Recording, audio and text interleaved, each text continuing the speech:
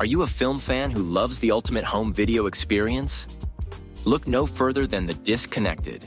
Your host, Ryan Verrill, is your go-to source for the latest and most accurate information on home video releases, exclusive interviews with industry insiders and filmmakers, and has established a thriving community where every film and physical media enthusiast feels welcome. From hidden gems to blockbuster hits, The Disconnected brings you insider knowledge and a welcoming space to share your love of cinema. Watch every Thursday night at 9:30 Eastern, 6:30 Pacific for the live announcements show, and follow The Disconnected on social media to stay updated. Subscribe to The Disconnected on YouTube or on the podcast provider of your choice and dive into a world where every movie night is an adventure.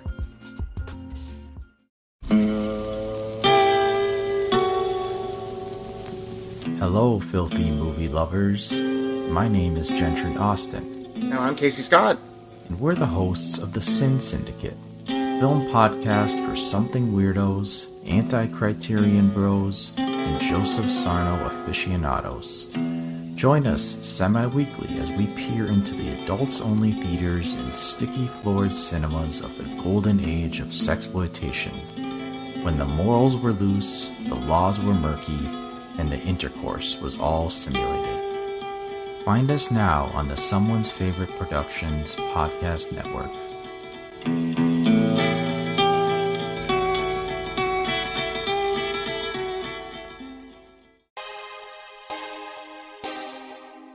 The audio commentary.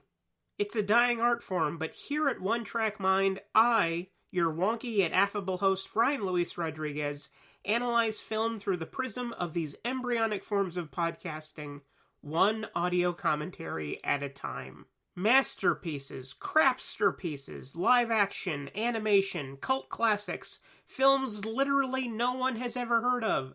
No track is too small and no track is too big. Join me and my guests from the entertainment world as we keep these features alive every other Tuesday.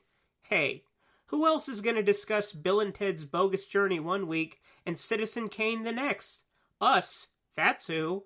Sure, you have to put up with my voice, but there's a certain give and take in this industry. That's One Track Mind, part of the Someone's Favorite Productions family, and available wherever you get your podcasts.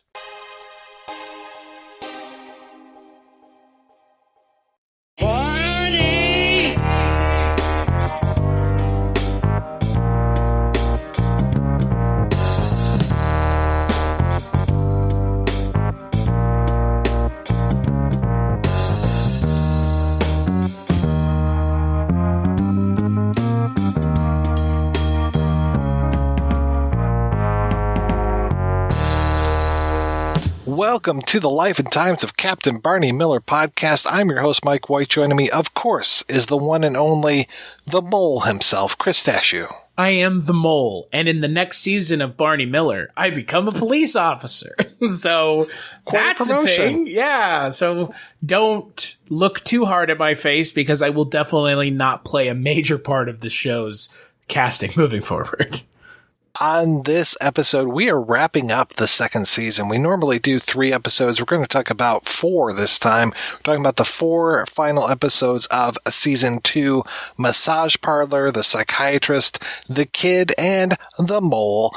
Those were February 19th, 76, February 26th, March 6th, and March 18th. I think we had a week off for good behavior. Maybe it was spring break. Maybe it was fish. Took the guys fishing. They all had a good time. It's kind of like that scene from One Flew Over the Cuckoo's Nest. So, Chris, we talked a little bit about this episode in the last time we spoke, which was the Massage Parlor, or Massage Parlor. This is the final time that we see Wentworth. What did you think of the Massage Parlor overall? Well, I will tell you, it didn't answer where Wentworth goes. Honestly, this whole episode, all I could think about is the Wentworth character, and this being the last time she's on screen. And obviously, in 76, when the folks who were watching this over the boob tube then were watching it, they didn't know that this was the last time she was going to be on the show. I don't know what they cared either way, but we knew this was the last time she's going to be on the show. So I thought it was okay. I mean, the whole thing is like kind of played for laughs. It's okay. I don't know. It felt a little samey from stuff we've seen before. I can see that. I liked the Chano storyline with the guy who got jumped. What was his name? Mr. Frumpkus, I think it was. No, Mr. Fletcher. And it was Frumpkus who was calling to complain about the titular massage parlor. So, yeah, it was kind of like that sting operation that we've already seen. Let's go down to the park and see who gets assaulted kind of thing. This is let's go to a massage parlor and see who gets propositioned for a happy ending of sorts. And this reminded me a little bit of like Midnight Cowboy, because you have this kind of Okie from Okefenokee, Lance Peterson coming in here, and he very cowboy-esque, and he's the one that propositions Wentworth. She, again, is fighting against the sexism of the precinct by saying, hey, you sent all these guys to these massage parlors. They're not getting anywhere. Why don't you send me? And then that triggers Wojo to be very overprotective. Again, like you said, very similar to the let's go out to the park and see who gets assaulted thing. And it wasn't great there, and it's not great here. No, I didn't need a sequel to it or a redo. That Frumpkus character, to prove a point of these two episodes almost being the same, because I kind of think they are. The psychiatrist and massage parlor, Frumpkus is actually in the next episode, but he actually would have made more sense in this episode. This episode, for me, lacked a storyline that was compelling, because since we've already seen this setup, we all know where this is going. Except this time, Wentworth doesn't come back. She unceremoniously returned to the show, and now she's unceremoniously leaving. At least this time it's because Linda Lavin went on to her own show. But I don't know, like, this being her last episode, the last time we're going to talk about her on the show, I think she did okay in this episode. It wasn't her strongest outing as the character. Do I remember correctly, did friend of the show Richard Haddam, did he mention that Linda Lavin was difficult to work with, perhaps? I think he may have said something about that. Or are we thinking of something else? I think we were talking about Barney Miller when we were recording our last episode of Rankin' on Bass, which is another podcast where Chris and I get together and talk about pop culture stuff. That's where we talk about Rankin' and Bass animated, claymated features from the 60s, 70s, and 80s. And yeah, Richard Haddam, the writer of DC Titans, joins us on that one. And I believe that a little bit of off-mic conversation was about Linda Lavin possibly being difficult, but I always liked her as this character, so it was kind of sad to see her just leave. It is kind of a bummer. It's not like the other storyline in this episode with the guy getting beaten up by the old ladies is much better than the Wentworth story. This is one of the weaker episodes of this season. It's just kind of a retread of a lot of other stuff we've seen. Even the old lady setup feels familiar. Yeah, though I did like the one old lady who was really flirting with Fish, and she seemed very, very salty. I liked her a lot. Yeah, Mrs. Oppenheimer she was fantastic. I mean, these 4 episodes of the show they should also be subtitled the ones where Fish becomes like a sex demon, or like a sex icon all of a sudden. Definitely. Is it the next episode where he really exactly almost charmed the pants off of someone? Yeah. It's Fish all of a sudden is getting his mojo back, which is fun. So this episode's just honestly not much, and given how good some of these last couple episodes have been, that just works against it, really. Things are a little bit better in the next episode, The Psychiatrist, even though it has a lot of writers on it. There's story by Gregory Sierra, teleplay by Tony Sheehan, Danny Arnold, and Chris Hayward. And we know that Arnold and Hayward worked on a bunch of these things, but it was just surprising to see so many people's names listed on it. The Psychiatrist is an episode where we have, Wojo brings in a suspect, and apparently he has been too rough with that subject, even to the point of talking about pulling his tongue out. Yeah, Wojo's not a good cop. Who would have thought? Yeah, surprising. But hey, where's Wentworth? She's with Mike now. There's like the mystery department somewhere where all the cops, that one African-American cop from the first couple episodes, he's over there. Yeah, Mike's probably gotten a promotion by now. The guy who's not Stensland, he's there. Hey, Mike! This episode's weird because the whole pretense is that Wojo's any different than we've seen him to be this entire time. Like, this is the way he's acted the entire show, and now they're telling us that it's bad. Or somehow he shouldn't be doing it, or it's not acceptable in the police culture. The psychiatrist comes in eventually because Wojo has been sent to this guy. And then the psychiatrist comes in and he starts to interview everybody. And apparently this guy is very big into Rorschach tests and does that test with everybody. I did like the scene with Nick and Dr. Esterhazy. That was great. The whole elephant wearing a hat thing. But the way that Barney somehow turns him around and just completely bowls this guy over, that was an amazing scene. When Hal Linden is good in this show, he's really good. And this episode, we do get to see Hal Linden because in the next two episodes, there's kind of this weird plot line that almost kind of sidelines his character for the entire two episodes. In this episode, that scene is great. And look, like I said, when Hal Linden's on, he's really on. And that's what I love about this show is it does have these moments that feel like very contemporary levels of self-awareness writing. I don't even see police shows now that are this kind of self-aware sometimes. And this show has these moments, like the moment with Chano last season, where it's confronting these things that is going on, but doing it in a way that Barney Miller can, balancing being serious, but at the same time still being a comedy. So I didn't even realize, you put it together for me, that Mr. Frumkus from the last episode, who they talked to at the beginning, is now here.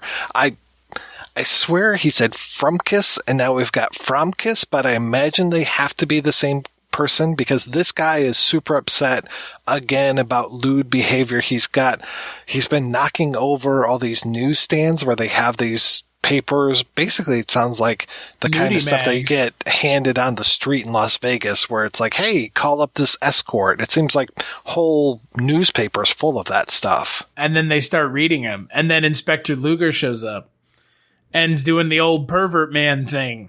Okay, so the thing that I appreciate now about Luger's character, and I feel like it's kind of always been this way, but it's getting more obvious now. Before, I couldn't tell if he was supposed to be in on the joke. And now I think it's pretty obvious that he is. He's intentionally a moron. He's not actively trying to be malicious. He just kind of is an idiot. I like that the show is more embracing it now and less making him antagonistic and more just another player on the show. Because when he was antagonizing the main cast, I didn't like it as much. But now that he just shows up, clowns around and leaves, it's great. James Gregory's great.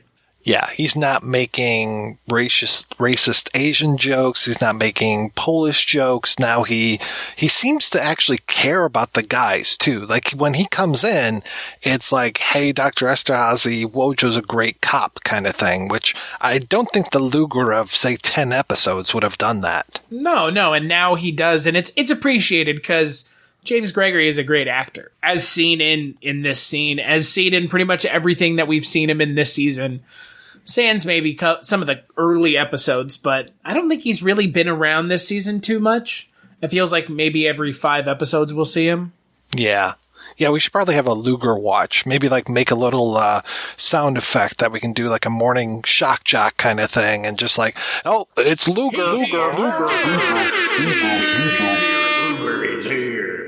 Because of the whole thing that, and you've mentioned it before, me beating the horse to death about Barbara Barry being on the show but being billed. I believe at some point, doesn't James Gregory start getting billed in the credits at the beginning of the show? I would think so. I'm very curious what happens with our next episode because things are going to change, but we'll definitely be talking about that next month when we get back together. He's in 66 episodes of the show. Yeah. After 76, he becomes more of a regular, but it looks like he's not James Gregory is in 66 of 171 episodes. As far as I'm concerned, that's like a supporting character. That's like a William B. Davis in X-Files type like thing. You know what I mean? Like, you show up enough to be considered a memorable enough character. You know, and he's not like Steve Landsberg is going to be in the show permanently, pretty much, coming up. Same with the guy who plays the mole. Not that level, but like one down from that. I think he's in the cover picture that we use on our Facebook group. You know, he's definitely that much of a character that we see him, we see Ron Carey. I mean, it's like that group of guys. I don't think that Steve Landisberg's in the photo, ironically enough. Actually, I'm looking at it right now. Ron Carey, James Gregory, Abe Vigoda, Max Gale, Ron Harris, Jack Sue, and the man himself, Hal Linden, right there in the photo. So yeah, James Gregory's there. It's Luger. Luger is here. Outside of the main players, he has the highest amount of episodes in the show.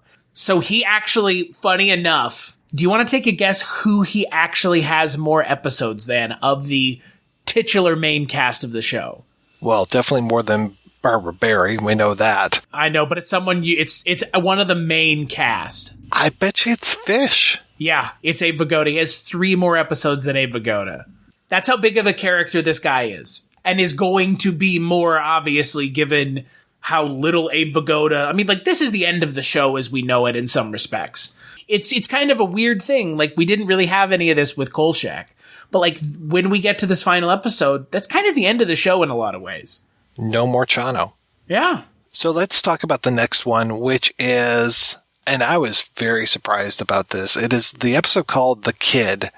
And here we have the return of a character who I didn't think was going to come back. Mr. Right? Is it Mr. Woolen? Mr. Woolen. Mr. Okay, Newell is the other man in this whole kind of weird scenario that comes out of this episode. Right. Yeah, I almost thought that they would have called this The Hearing Aid, but no, it was called The Kid. And we've seen bad kids before. You were talking about retreading stuff. We've seen a little bit like this when we had like Todd Bridges on the show. That's right, Todd Bridges. I remember that. But here we've got Claudio Trujillo, and he was caught by Fish because he was trying to pick Fish's pocket on the subway. The kid accuses Fish of being some sort of pervert. I mean, boy. And then we have Mrs. Trujillo, who, very lovely Angelina Estrada, who definitely, I don't know if she's picking up on Fish because she wants her son to get out of jail, or if she's honestly interested in Fish as a sexual object. I would like to believe the latter. I mean, he's probably hanging dong big time. I mean, come on, dude. It's Abe Vigoda. He's classic Hollywood. Like, all those guys, Milton Berle, all those dudes were like sex perverts, dude. All of them. I mean, they were all fucking freaky. Come on. I could see. I mean, look, Abe Vigoda's a good looking dude. And albeit the fact that he just like looks like he's 90 in this show and he was like, what, 52 is probably my favorite thing about Abe Vigoda. Because Abe Vigoda like didn't age. He like was one age always. He's like reverse Keanu Reeves. It's very bizarre. It's amazing to go back even like, what, 3 years, 4 years before this came out? I guess it was more like 5 years, really. And look at him in The Godfather. He looks so much younger, and it's only 5 years. Yeah. God, Abe Vigoda is just one of those actors that, I don't know, he just like, as much of like an old curmudgeon-y bastard as he's kind of known for as this character and the kind of character that he's known for as an actor, he still pulled off like being cool. Like he's still a cool character, even though he does have this kind of casual misogyny that I think is more a product of the show and less a product of the character.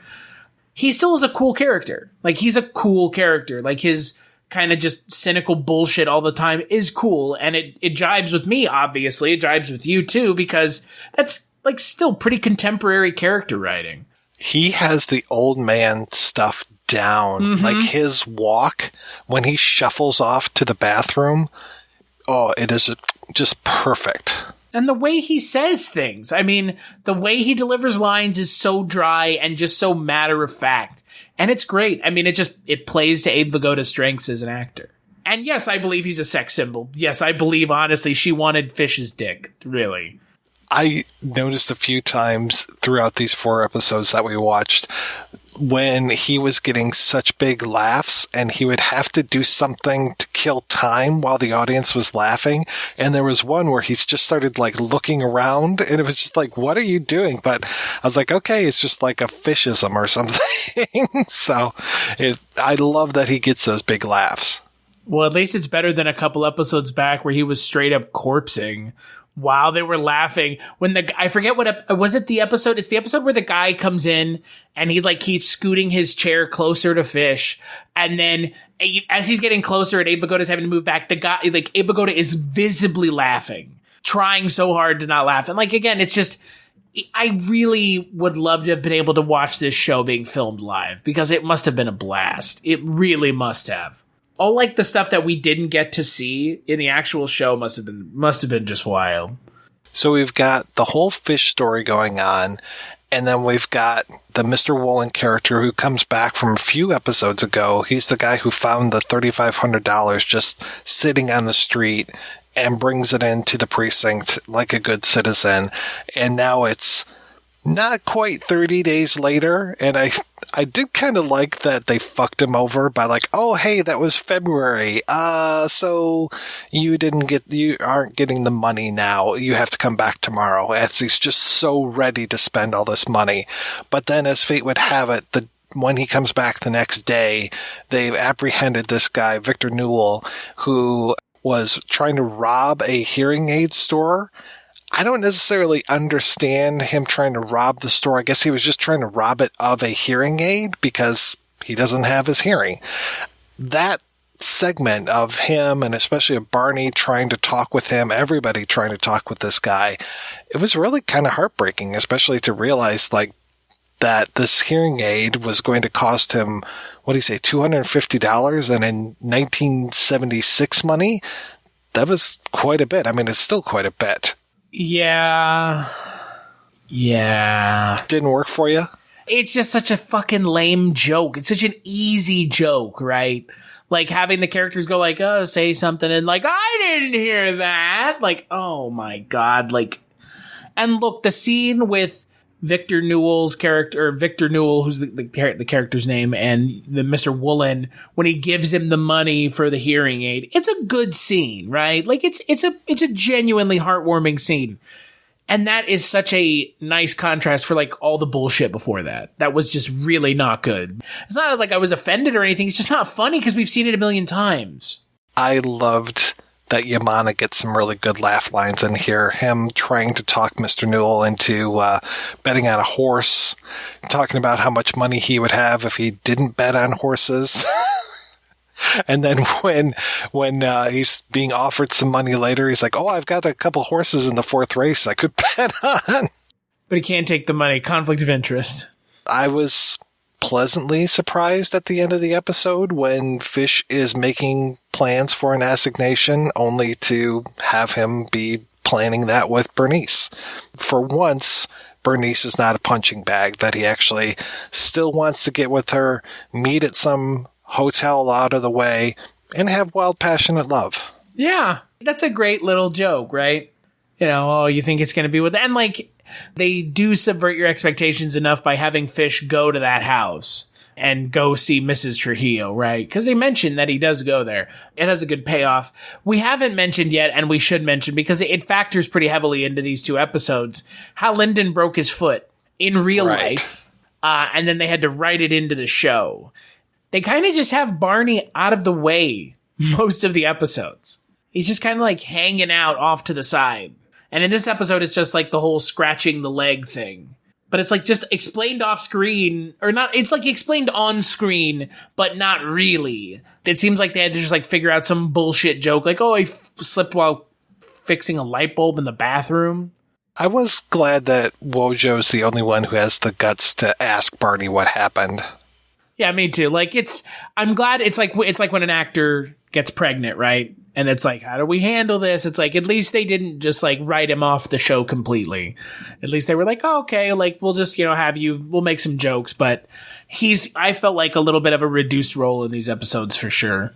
The same goes for the next episode, The Mole, and his foot's still broken, and for God's sakes, we've been talking about continuity over this whole thing, that we had the one guy come back for the money last episode, that we have Barney's foot still broken in this episode, but that one was necessary continuity. We couldn't really get around that one, but it was nice to see that he still had a broken foot, that he's still dealing with this in real life and on the show. I was kind of surprised that they didn't have Barbara Barry show up. Yeah, me too. Right? Like to help him out or something? For her to show up with like a back scratcher or something where he could itch his foot in his cast or something. Because, yeah, I did like how Fish just kept reminding him how much it itched. Yeah, the 7-year itch. I mean, those are funny jokes. It's just so strange. This feels like a scenario gift wrapped for that. And I don't know.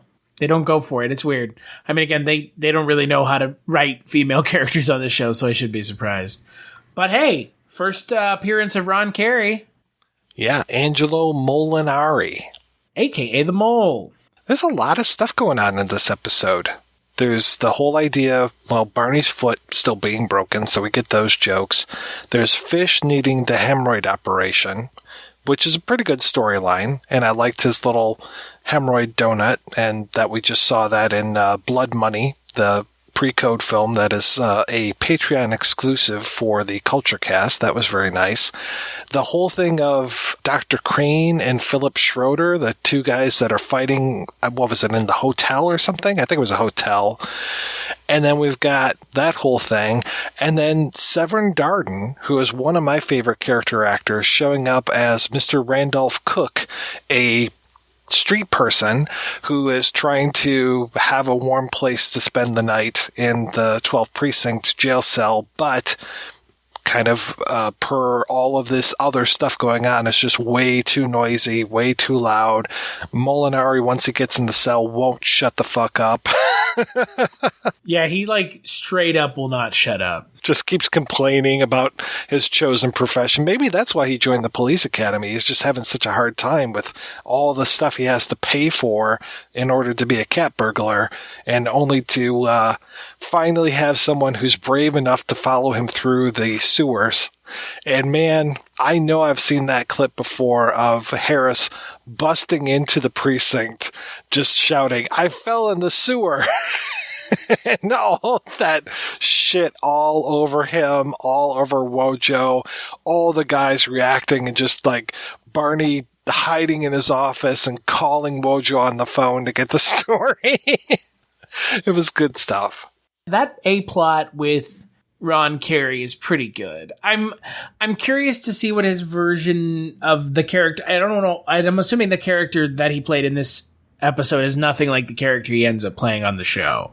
I don't think so, no. I will be honest, right now I don't really remember the Levitt character too much, other than he's a plainclothesman, so he doesn't really fit in with the detectives. I did find it nice that Wojo, I can't remember if it was this episode or the previous one, is going back and trying to take that detective exam again, still trying to make it to the next grade. And I want to say Levitt might be someone who's kind of jealous of them being detectives, but we'll have to see next season.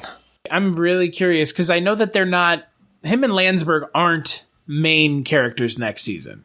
That's the 4th season, right? Okay. Next season, they're just reoccurring characters, but they're the characters that they will play in the 4th season. So they were introducing them in the 3rd season, I guess, or kind of, seeing how they would play with the rest of the characters. Because season 4 is where Vigoda leaves. I remember there was an episode called Goodbye, Mr. Fish, or something like that. Yeah. Abe Vigoda has one more season, but yeah, to your point, this is the final episode that we get to see Gregory Sierra. And per Wikipedia, they're not going to explain why his character left in season 3, so... that's a bummer. I would love it if Chano had gotten a spin-off show of some sort. He was such a good character, and Gregory Sierra, who just passed in between us recording these episodes, such a great actor, and just always brought so much to every role that he did. He was just, whenever he would show up, he would make things better. Yeah, it's a bummer. I mean, we had tried speaking with him a couple times, right? I think we tried twice. And we never heard back. And, that's just kind of the way it goes sometimes. And, I mean, he was getting up there in age. And obviously that's a real thing that happens now is, I wouldn't blame anyone for not wanting to talk with us. But, man, he was so good in this show. Like, I would have loved to have picked his brain about that last episode of the first season where he has to, him and Barney have this really heart-to-heart moment. I mean, those were some really good moments in this show from his character, and it's a bummer that he's passed because, unfortunately, all the actors of the show are getting up there in age. Ron Harris has already passed away, or Ron Harris, right? I mean, he's already passed away. Jack Sue passed away while they were filming the show. I mean, there's not too many of them left, so getting to watch this show is, you really get to appreciate how good they were together. And it really makes these first 2 seasons of the show feel special in a way. Ron Glass, I'm sorry. Harris is the character. Yeah. Glass is the man. With them both being called Ron, it's like, That's what I figured, but you really realize, and I'm sure we're going to realize it a lot more next season, how special these first 2 seasons were. And how they did kind of feel like their own little contained story, if you look at it. You could stop watching the show here and probably be okay. But the next season is going to be drastically different. And I'm looking forward to it, but it is going to be different. Yeah, I'm curious where we're going to go. There are certain episodes that I remember from watching them probably in reruns or maybe first run. I already brought up the whole idea of the use of the American flag as the pants, and we already talked about that in the bicentennial episode. So we've gotten there. There's one episode I remember where there's some pop brownies that will be used, and I'm pretty sure that's going to be maybe season 3 because of Jack Sue's definitely involved. I can't remember when. Pretty iconic episode, right? Yeah. If you were going to make a top 10 of Barney Miller, I think most people would probably put that one in the top 10. So we'll see when that one happens. Other than that, there's not a whole lot of like, oh yeah, I remember that thing happening in the show. So I'm very curious where we're going to go next season. It is next season, and it is episode 11. And it is, do you want to know what the name of the episode? It is aptly titled one-word name. Brownies? Hash. Wojo unknowingly brings hash-laced brownies into the precinct. And in 1997, TV Guide ranked this episode number 77 on the top 100 greatest episodes of all time. Boy, I bet that list is fucking different. And I bet Barney Miller ain't in the top 100 anymore. It's sad, though, because these things hold up. I was laughing. I caught Andrea laughing quite a few times while we were watching these. So I'm like, all right, it's still good. All these years later. This show is hilarious. There is a lot, like you just said, there's a lot of funny stuff still going on in this show. And the cast, these ensemble casts, man, like we both know how hard it is to do this because we have seen enough things, having watched so much stuff, that you just see how easy it is to just fucking bomb ensemble casts. And this ensemble cast ends up just being 4 people, really. Wojo Howitz, Barney, Ron Glass, and James Gregory is technically there the entire time. It's Luger. You have those 4 people, and even though James Gregory's character has kind of changed a lot since we first saw him, Hal Linden, Max Gale, and Ron Glass together are so good that they can carry the show even when you're swapping people out. Like, I don't know if the show's going to decline in quality, but as long as those 3 are together the entire show, which they're going to be, I'm not too worried. I'm really not. I'm very, very curious. I'm looking forward to when we meet again next month to talk about the first 3 episodes of season 3. And yeah, exactly what this landscape is going to look like. How are we going to survive in a Chano-less world? What would you come down as your favorite episode of season 2? Going back and remembering stuff like Heat Wave or You Dirty Rat. The rat one, we talk a lot about how there's stuff that goes on off screen that would be nice if we could see that we just hear about. Mm-hmm. But I enjoyed that one quite a bit. I liked You Dirty Rat a lot. I also liked the Rain episode a lot. The Rain episode had some interesting stakes to it, and it had a little bit more of like physical slapsticky comedy that the show kind of doesn't always have, but when it does embrace it, it does it really well. And the Rain episode, I think, was kind of a little bit more comedic show than we're used to, especially with like the building moving and all this like kind of weird shit in a coffee. Like, it's a wacky episode. And on top of everything else, that it just looked miserable to film on that set. Just completely miserable. There was that really good line. I can't remember. Like, we've been talking for all of a half an hour, and I can't remember which episode the old ladies are in. Oh, Massage Parlor. Nick gives one of the old ladies a cup of coffee, and she's just like, we rioted for coffee that bad. Over coffee that was that bad. Yeah, that's...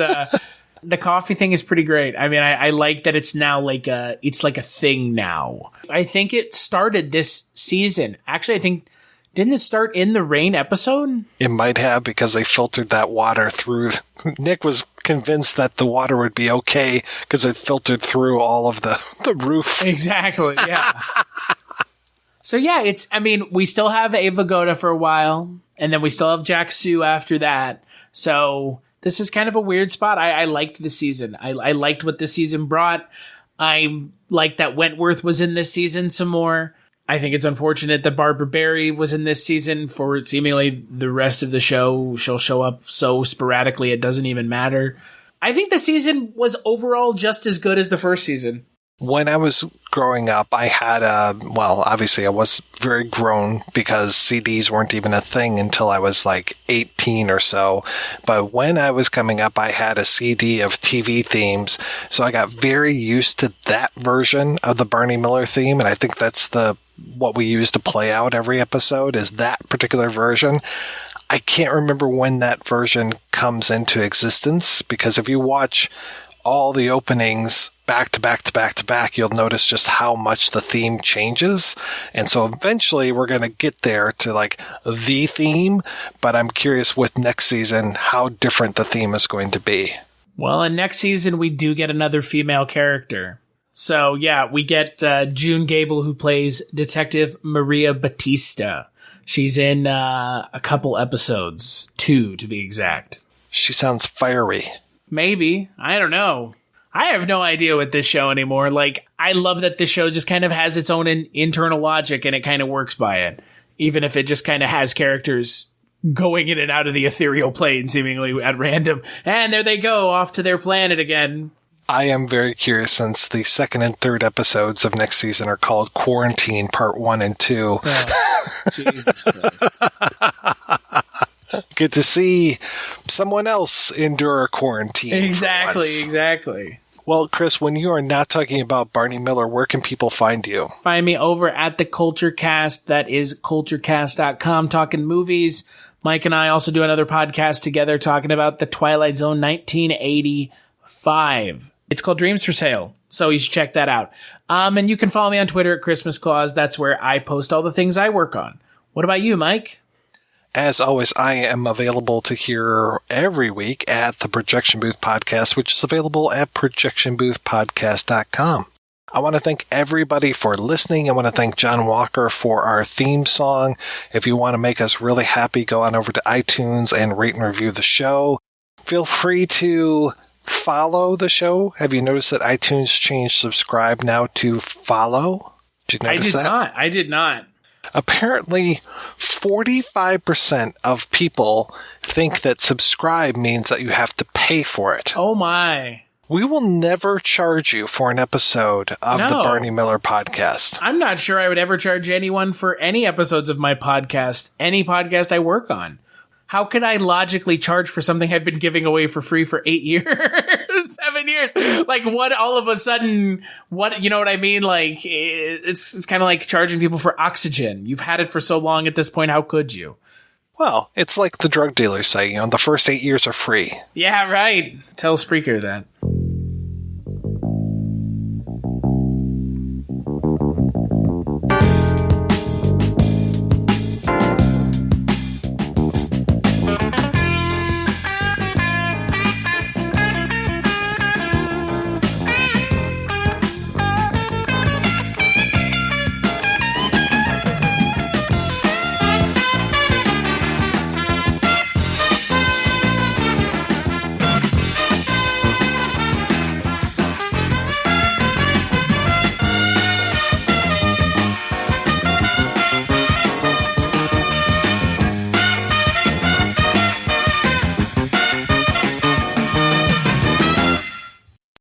Hello and welcome to Tumbleweeds and TV Cowboys. My name is Hunter. In this podcast, I'll be joined by a different guest each week to discuss a classic Western movie or TV show. I've been a fan of classic Westerns for as long as I can remember, and in recent years, they've become very nostalgic for me. I love the aesthetic, the tropes, and I love seeing different filmmakers' takes on them. At their best, they're incredibly entertaining, rewatchable, and some of my all-time favorite movies are Westerns. We'll mostly focus on Western movies made in Hollywood, but we'll also be covering spaghetti Westerns, and one thing I'm very excited to get into are Western TV shows. I've got some amazing guests coming on the show, film professors, historians, and podcasters. And Tumbleweeds and TV Cowboys is part of the Someone's Favorite Productions podcast network, and many guests on the show will be from other shows on the network. Thanks for listening.